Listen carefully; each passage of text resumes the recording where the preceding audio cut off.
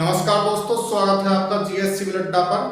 हम लोग पंजाब राज्य के बारे में पढ़ रहे थे और पंजाब राज्य के बारे में भी हम लोगों ने 10 के 10 सिख गुरुओं के बारे में पढ़ा था, रणजीत सिंह के बारे में पढ़ा था, 12 मिसलों के बारे में पढ़ा था।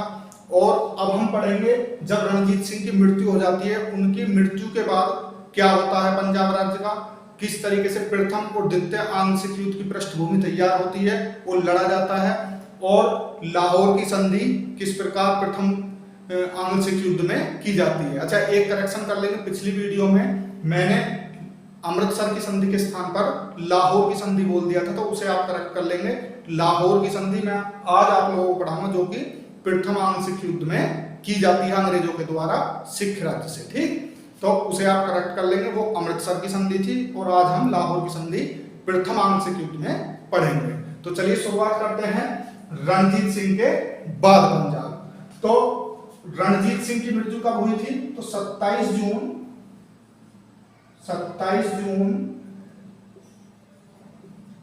1839 ये वो डेट है जब रणजीत सिंह की मृत्यु हो जाती है।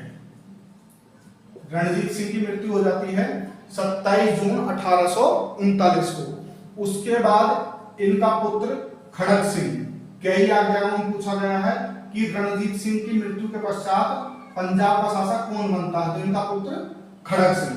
तो रणजीत सिंह की मृत्यु 27 जून 1839 को हो जाती है। उसके बाद खड़क सिंह सिंहासन पर बैठता है। पंजाब की गद्दी पर कौन बैठता है? खड़क सिंह बैठता है।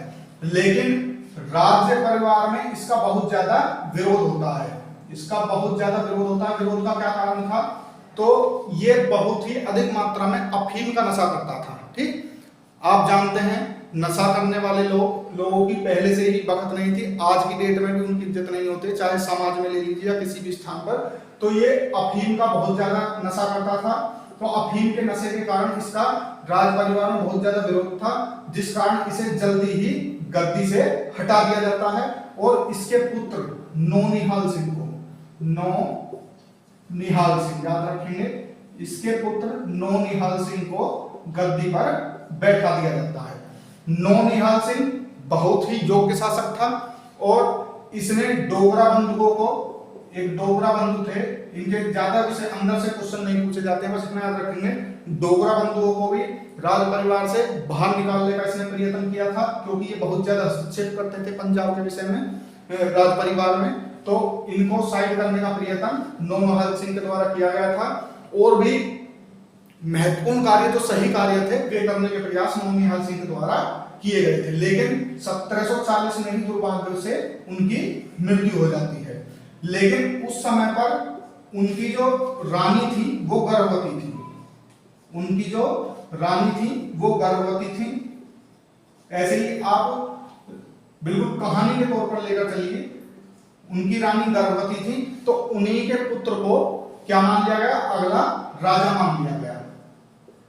देखिए, मैंने आपको क्या बताया, खड़क सिंह के बाद उनके पुत्र नौनिहाल सिंह को राजा बना दिया गया। लेकिन 1740 में ही इनकी मृत्यु हो जाती है एक दुर्घटना में। फिर उसके बाद क्या होता है कि जब इनकी मृत्यु होती है तो इनकी जो पत्नी थी ये गर्भवती थी, तो जो गर्भ में बच्चा पल रहा था उसी को राजा मान लिया गया। ठीक, और राजमाता राजकौर उसकी तरफ से शासन चलाने लगी। लेकिन ये भी ज्यादा समय तक शासन नहीं चलाती हैं। एक इनके बाद अन्य पुत्र थे रणजीत सिंह के शेर सिंह। कौन थे? शेर सिंह, याद रखेंगे कौन थे? शेर सिंह थे। तो ये राजा बन जाते हैं। तो नौनिहाल सिंह के बाद कुछ समय तक शासन कौन चला रहा है? राजमाता चला रही है। लेकिन थोड़े ही समय बाद शेर सिंह अपने आप को शासक घोषित कर देता है। अब एक व्यक्ति था अजीत सिंह, याद रखेंगे। अजीत सिंह ने इस शेर सिंह और इनका जो वजीर था, वजीर ध्यान सिंह, इन दोनों की हत्या कर दी। किसने कर दी? अजीत सिंह ने। ठीक, पूरी कहानी मैं आपको बताऊंगा। शेर सिंह की हत्या किसने कर दी? अजीत सिंह ने। और इसके वजीर ध्यान सिंह की हत्या किसने की है? अजीत सिंह ने। जब इन दोनों की हत्या हो जाती है तो रणजीत सिंह का एक पुत्र था, रणजीत सिंह का अल्पवयस्क पुत्र था, उसका नाम था दलीप सिंह। क्या नाम था उसका? दलीप सिंह। तो दलीप सिंह को पंजाब का राजा घोषित कर दिया जाता है। एक बार फिर से हम रिवाइज करेंगे जिससे कि वीडियो में ही याद हो जाए पूरी कहानी। मैंने बताया 27 जून 1839 को रणजीत सिंह की मृत्यु हो जाती है। उसके बाद इनका पुत्र खड़ग सिंह राजा बनता है, लेकिन वो बहुत ही नशा करने वाला था और अफीम का बहुत ज्यादा नशा करता था, तो उसका राज्य में बहुत विरोध हुआ, जिसके कारण उसके ही पुत्र खड़ग सिंह के पुत्र नौनिहाल सिंह को राजा घोषित कर दिया जाता है। ये बहुत योग्य था, लेकिन दुर्घटना में इसकी मृत्यु हो जाती है।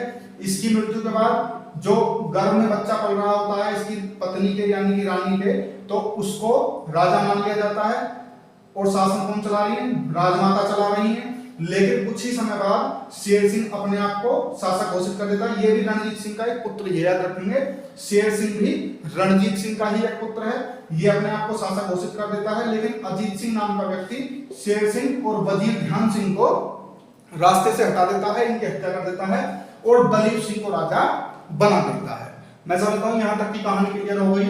अब ये याद रखेंगे, दलीप सिंह पंजाब राज्य के अंतिम शासक हैं। कई परीक्षाओं में पूछा गया है पंजाब के अंतिम शासक कौन है, तो यही दलीप सिंह पंजाब के अंतिम शासक हैं। तो ये कितने में बने? 1843 में ये शासक बन रहे हैं। अच्छा, तो इनकी संरक्षिका कौन थी? तो इनकी माता का नाम था रानी जिंदा। याद रखेंगे, बार बार नाम आएगा, रानी जिंदा या जिंदन भी कहीं लिखा मिलेगा, रानी जिंदा या जिंदन। तो दलीप सिंह की माता इनकी संरक्षिका थी कौन? रानी जिंदा या जिंदन। और रानी जिंदा या जिंदन का प्रेमी है लाल सिंह। कौन है? लाल सिंह। तो रानी जिंदा या जिंदन का प्रेमी है लाल सिंह, इसको वजीर बना दिया जाता है। क्या बना दिया जाता है? वजीर बना दिया जाता है। और तेजा सिंह को सेनापति बना दिया जाता है। तेजा सिंह को सेनापति। मैंने आपको बताया दलीप सिंह की संरक्षिका कौन बनी है? रानी जिंदा या जिंदन बनी है। उनका प्रेमी है लाल सिंह, उसको वजीर बना दिया जाता है और तेजा सिंह इसे सेनापति बना दिया जाता है। ये जो लाल सिंह वजीर बना है ये खालसा सेना की कृपा दृष्टि से बना है, तो इसे हमेशा डर सताता रहता था कि कहीं खालसा सेना उसे वजीर के पद से ना हटा दे। ये आप याद रखेंगे, ये खालसा सेना की कृपा दृष्टि से वजीर बना था। इसे हमेशा डर सताता रहता था कि कहीं खालसा सेना उसे वजीर के पद से ना हटा दे। तो उसके लिए ये क्या करता था? ये हमेशा खालसा सेना को अंग्रेजों से उलझाया रहता था, अंग्रेजों से युद्ध में लगाया रहता था, जिससे इसकी तरफ ध्यान ना जाए, लाल सिंह की तरफ ध्यान ना जाए और अंग्रेज सेना युद्ध में ही उलझी रहे। और उसी का परिणाम है प्रथम आंग्ल सिख युद्ध। तो अब मैं आपको बताता हूं प्रथम आंग्ल सिख युद्ध। इसको क्लियर कर देते हैं। प्रथम आंग्ल सिख युद्ध की आप डेट याद रखेंगे 1845 से 1846 से 48। 1800 प्रथम आंग्ल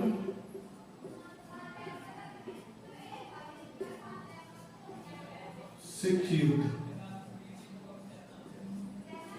तो प्रथम आंग्ल सिख, मैंने बताया कारण तो इसका वही है कि लाल सिंह उलझाए रहता है खालसा सेना को। ठीक, क्यों? क्योंकि उसे वजीर के पद से खालसा सेना न उतार दे। प्रथम आंग्ल सिख युद्ध की जो डेट है वो है 1845 से 1846, इसी के बीच प्रथम आंग्ल सिख युद्ध लड़ा जाएगा। इसकी क्या पृष्ठभूमि है? तो 11 दिसंबर 1845 में चिनाब नदी को सिख सेना क्रॉस कर देती है और अंग्रेजों से लोहा लेती है। ठीक, कितने? 11 दिसंबर 1845 को। तो 13 दिसंबर 1845 को ही लॉर्ड हार्डिंग, कौन? लॉर्ड हार्डिंग घोषणा कर देता है कि मैंने आपको पीछे नक्शे में रणजीत सिंह के राज्य के बारे में आपको पूरा बताया था। चिनाब नदी से लॉर्ड हार्डिंग क्या घोषणा करता है? चिनाब नदी से दक्षिण के जितने भी प्रदेश हैं अब वो अंग्रेजों के राज्य में होंगे। यानी कि जैसे ही 11 दिसंबर 1845 में चिनाब नदी को सिख सेना क्रॉस करती है तो लॉर्ड हार्डिंग 13 दिसंबर 1845 में ही प्रतिक्रिया स्वरूप क्या करता है कि घोषणा कर देता है कि चिनाब नदी के दक्षिण में जितने भी प्रदेश हैं, जितने भी सिख प्रदेश हैं, अब वो अंग्रेजी राज्य का हिस्सा होंगे। तो यहीं से ही प्रथम आंग्ल सिख युद्ध की पृष्ठभूमि तैयार हो जाती है। अब इसमें क्या होता है, इसमें मुख्यतः मैं आपको बताऊं, इस युद्ध में 5 लड़ाइयां लड़ी गई थी। कितनी? 5। अब 5 में कौन कौन सी थी उनके नाम भी आपको याद रखने हैं। तो मुदकी, एक तो मुदकी की थी, दूसरी थी क्रोध शाह, मुदकी, क्रोध शाह, आलीवाल,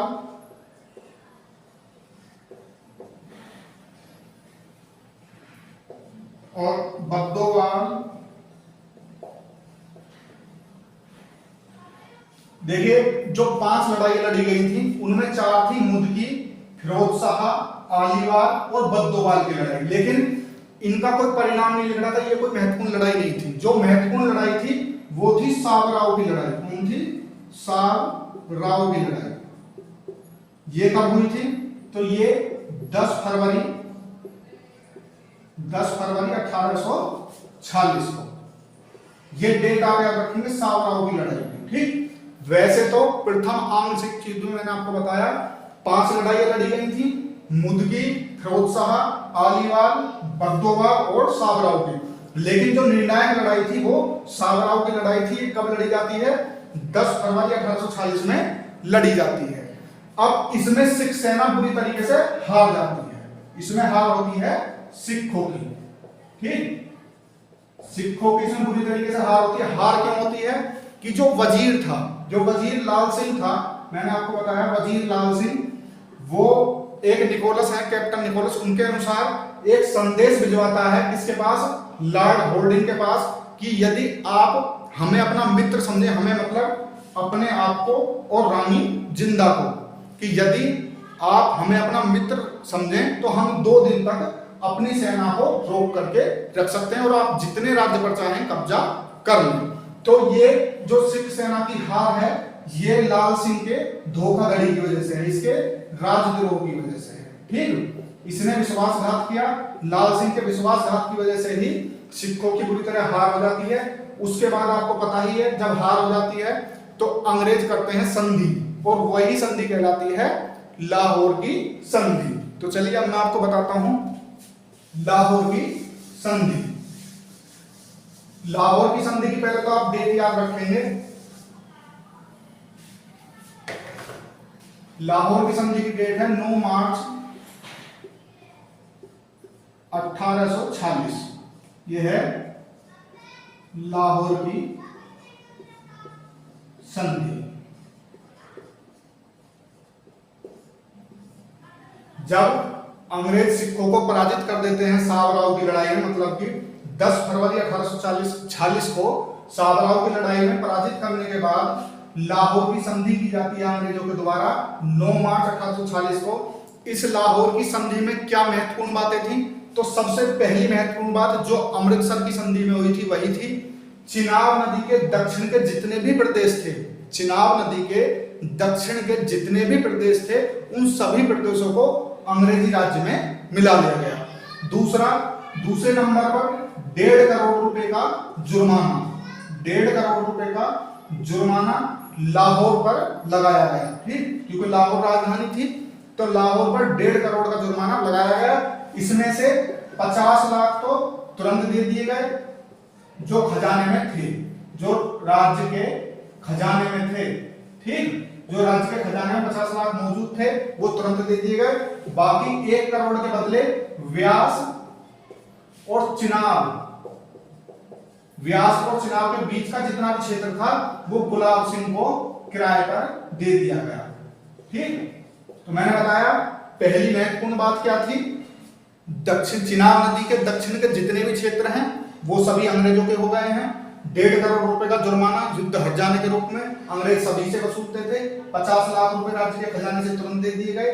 बाद बाकी 1 करोड़ रुपए के बदले 1 करोड़ के बदले क्या कर दिया गया, व्यास और चिनाब नदी के बीच का क्षेत्र गुलाब सिंह को किराए पर दे दिया गया। और क्या गया, दलीप सिंह की सुरक्षा के लिए दलीप सिंह की सुरक्षा के लिए एक रेजिमेंट, पूरी एक रेजिमेंट लाहौर में रख दी गई।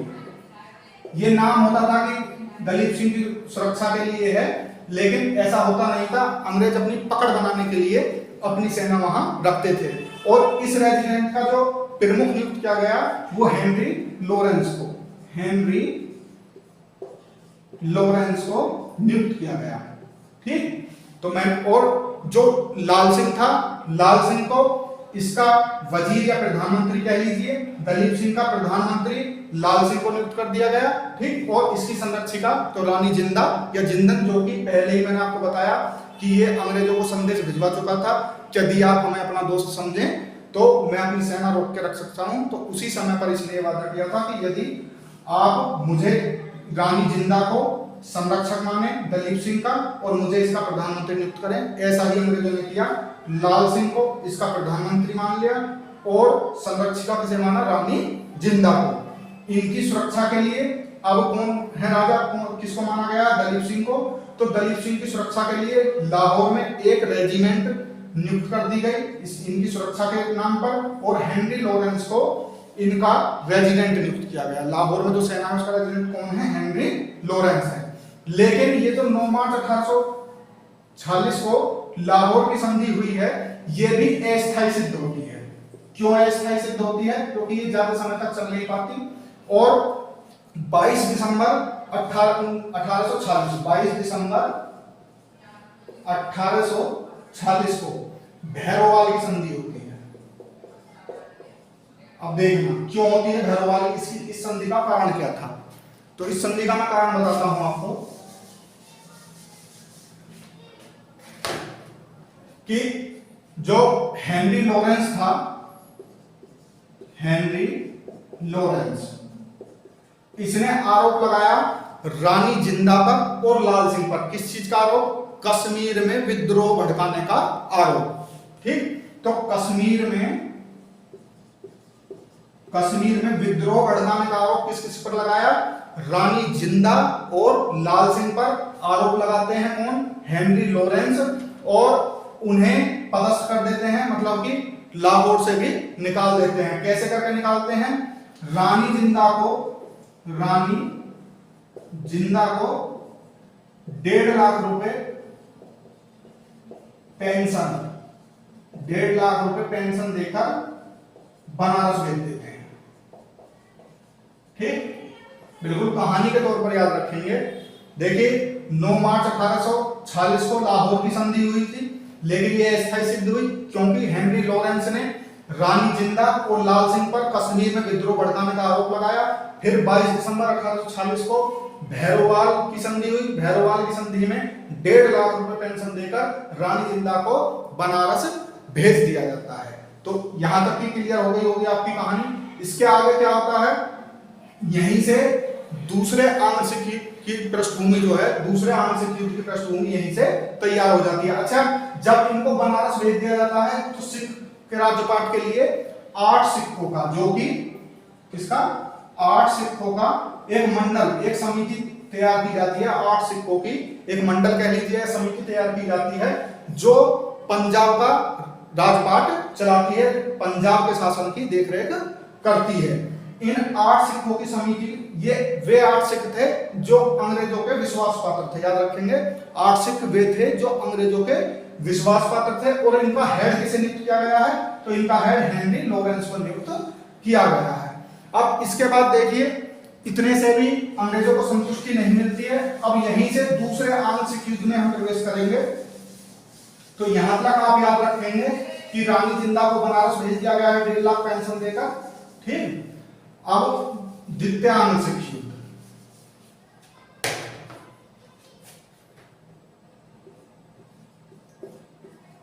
द्वितीय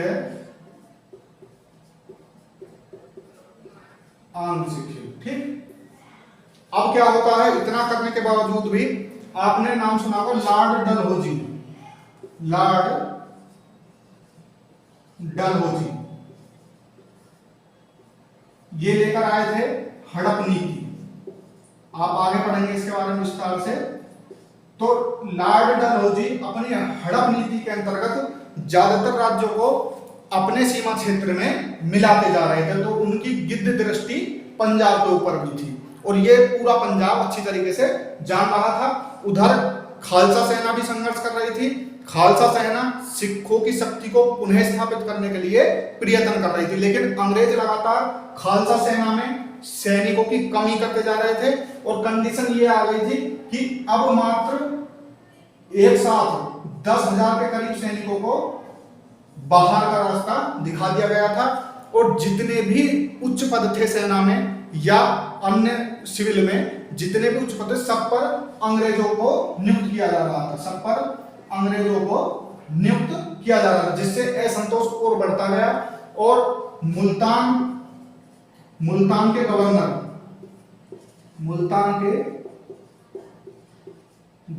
थे मूलराज। ठीक, मुल्तान के गवर्नर थे मूलराज, इनको भी पदस्थ कर दिया गया, इनको भी अपने पद से हटा दिया गया और इन्हें भी पेंशन दे करके वहां से बाहर निकाल दिया गया, जिससे असंतोष और बढ़ गया। तो ये सब कारण, एक तो सेना में कमी, दूसरी लॉर्ड डलहौजी की हड़प नीति, तीसरा मुल्तान के गवर्नर मूलराज को पद से हटाना और चौथा रानी जिंदन की जो कि 1.5 लाख पेंशन दी थी उसे घटाकर मात्र 48,000 रुपए कर दिया गया। याद रखेंगे, जो 1.5 लाख पेंशन थी वो रानी जिंदा की पेंशन भी घटा दी गई, 48,000 रुपए कर दी गई। तो ये द्वितीय आंशिक युद्ध के कारण बनते हैं। अब द्वितीय आंशिक युद्ध में भी कई लड़ाइयां लड़ी जाती हैं, जैसे कि सादुलपुर की, ठीक, रामनगर की, सादुलपुर और रामनगर की लड़ाइयां द्वितीय आंशिक युद्ध में लड़ाई जाती हैं, लेकिन इन लड़ाइयों से कोई भी परिणाम नहीं निकलता है। जैसे कि मैंने पहले बताया था कि बद्दोवाल, फिरोज शाह, ये सब आलीवाल और सावराओं की लड़ाई से परिणाम निकला था, तो इनमें सादुलपुर और रामनगर की लड़ाई से कोई परिणाम नहीं निकलता है। एक महत्वपूर्ण लड़ाई है, एक महत्वपूर्ण युद्ध है जो बार बार परीक्षाओं में पूछा जाता है, उसकी डेट सहित आप याद रखेंगे, चिलियावाला युद्ध। कौन सा? चिलियावाला युद्ध। इसकी डेट याद रखेंगे, 13 जनवरी। अच्छा, ये कब से कब तक लड़ा जा रहा है? तो ये 1848 से 1849 के बीच लड़ा जा रहा है। ठीक, इसके अंतर्गत कई लड़ाइयां लड़ी जाएंगी। जो महत्वपूर्ण है उनकी डेट भी याद रखनी है, इनकी डेट याद नहीं रखनी है। जैसे कि सादुलपुर और रामनगर की लड़ाई आई है, इनका कोई परिणाम नहीं निकलता, कभी सिख जीतते हैं तो कभी अंग्रेज जीतते हैं। महत्वपूर्ण यह है 13 जनवरी 1849 को चिलियावाला युद्ध, चिलियावाला युद्ध, ये 13 जनवरी 1849 को लड़ा जाता है। चिलियावाला युद्ध कहां पर? झेलम नदी के तट पर, झेलम नदी के तट पर। ये लड़ाई महत्वपूर्ण है, याद रखेंगे।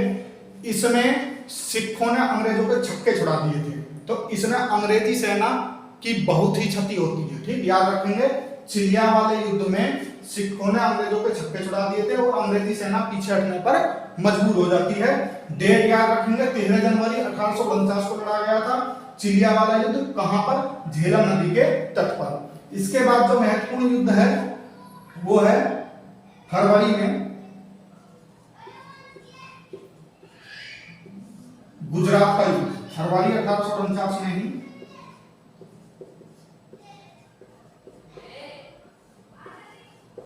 गुजरात का युद्ध या तोपों का युद्ध।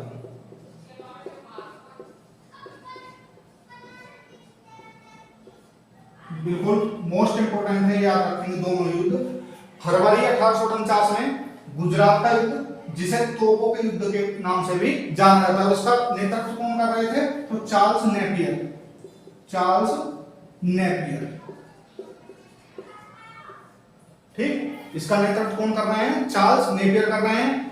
गुजरात के युद्ध को तोपों के युद्ध के नाम से भी जाना जाता है, क्योंकि इसमें अंग्रेजों ने अपनी तोपों का इस्तेमाल किया था और इसमें सिखों की बुरी तरीके से हार हो जाती है। उसके बाद 1849 में ही पूर्ण रूप से, अब मैं बता रहा हूं, 1849 में ही, मार्च 1849 में पूर्ण रूप से अंग्रेजों का अधिकार हो जाता है पंजाब पर। सही, तो अब पूरा अधिकार किसका हो गया है? पंजाब पर हो गया है। इसके बाद क्या होता है? तो इसके बाद अब पंजाब का शासन चलाने के लिए एक समिति का गठन किया जाता, 3 सदस्य समिति का गठन। तो इस समिति में कौन कौन थे ये आपको याद रखना है। ठीक, द्वितीय आंग्ल शिक्षा युद्ध के बारे में मैंने आपको बता दिया। अब जब अंग्रेजों का अधिकार हो गया है 1849 के बाद, 1849 के बाद 3 सदस्य समिति का गठन किया जाता, 3 सदस्य समिति। इस समिति में जो प्रशासनिक दायित्व था, प्रशासनिक दायित्व वो किसको दे दिया जाता है? तो प्रशासनिक दायित्व हेनरी लॉरेंस को। पूछे गए क्वेश्चन है, याद रखेंगे। 3 सदस्य समिति का गठन किया जाता है पंजाब में राजपाट को चलाने के लिए। प्रशासनिक दायित्व हेनरी लॉरेंस को सौंप दिया जाता है। भू राजस्व जॉन लॉरेंस को। कंफ्यूज नहीं होना, ये हेनरी लॉरेंस है, ये जॉन लॉरेंस है। और न्यायिक उत्तरदायित्व किसको सौंपा जाता है? तो मेसन को, चार्ल्स मेसन को। चार्ल्स मेसन को न्यायिक दायित्व सौंप दिया जाता है। तो मैंने बताया 1849 में पंजाब पर अधिकार होने के बाद पंजाब का शासन चलाने के लिए 3 सदस्य समिति का गठन किया जाता है।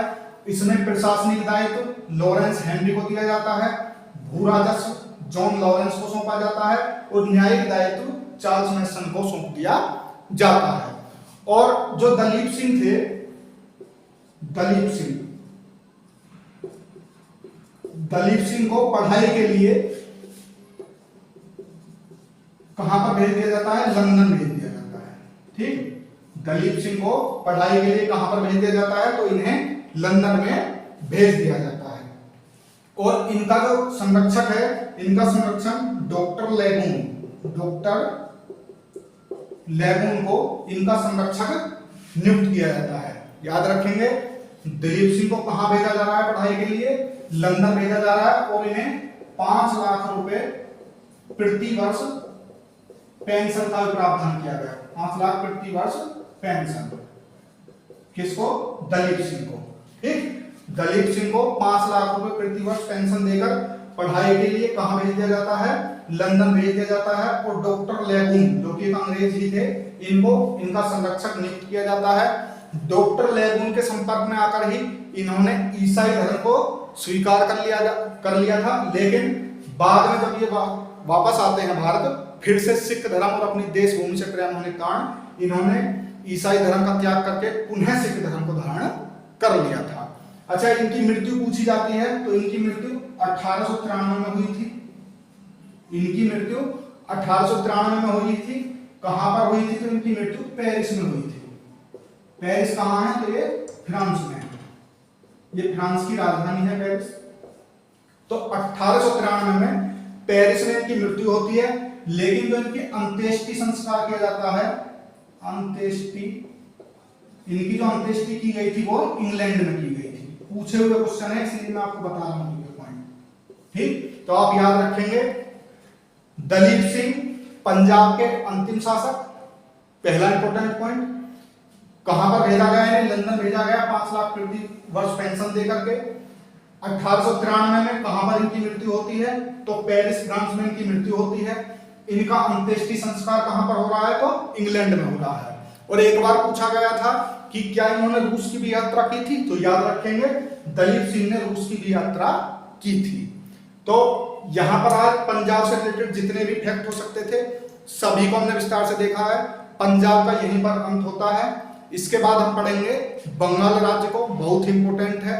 और नवीन राज्यों के उदय में फिर उसके बाद अवध का नंबर आएगा और फिर उसके बाद मैसूर का नंबर आएगा। तो सभी को क्रम वाइज पढ़ते चलेंगे। और जब ये टॉपिक पूरे कंप्लीट हो जाएंगे उसके बाद इनसे रिलेटेड जो पिछली परीक्षाओं में प्रश्न पूछे गए हैं और जो संभावित प्रश्न आगे बनाए जा सकते हैं सभी को डिस्कस एक ही वीडियो में कर लेंगे। तो नमस्कार, धन्यवाद।